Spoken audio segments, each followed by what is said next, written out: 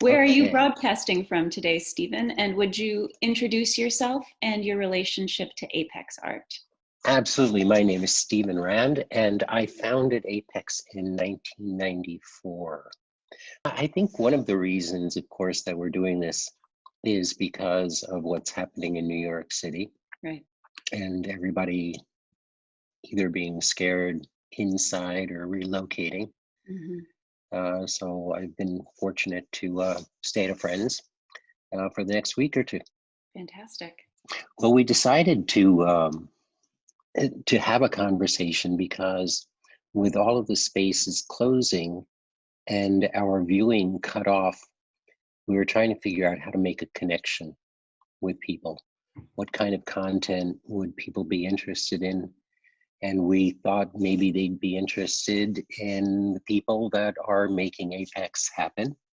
And then perhaps we could talk to other people to get their reaction from other spaces. And of course, you are running the front of Apex and doing it from home. Doing it from home, home in Brooklyn. So I don't know if it's worth stating what we normally do at Apex. We have exhibitions, which are largely selected through an open call process, and we have a fellowship program, a publishing program, and public events.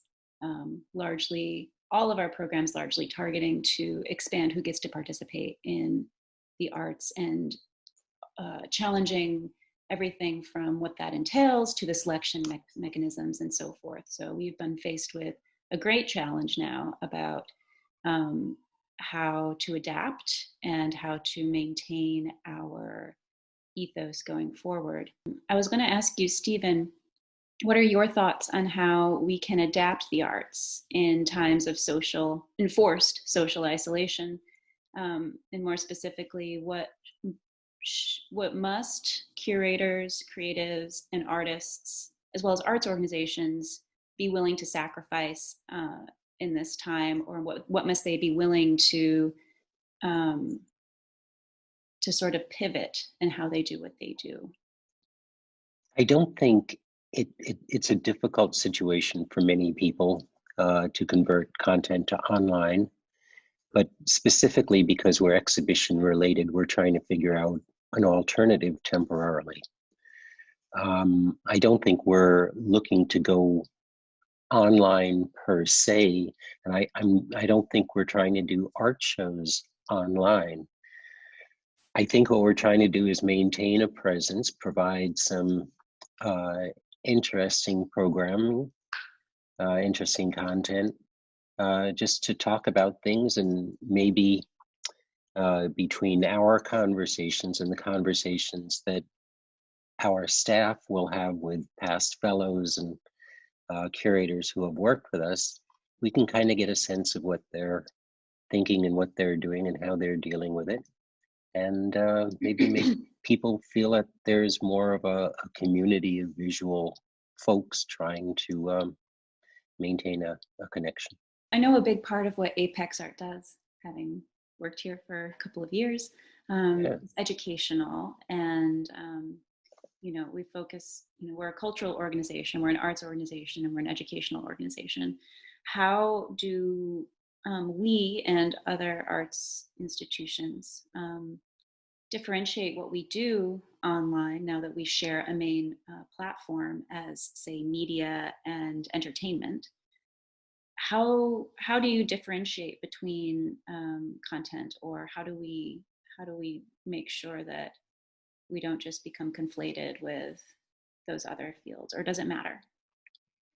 I think what we do has to be entertaining while we try to make it informational and even educational, if I can go that far. Mhm.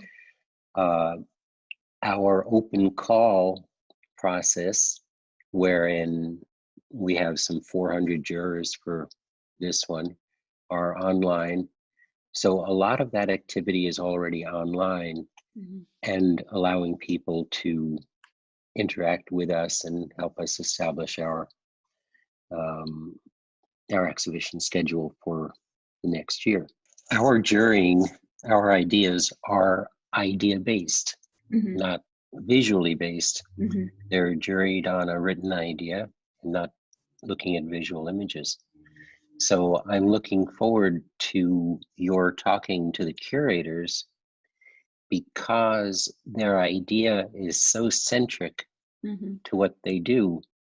I'm hoping that this will give them a a good platform to expand on the idea.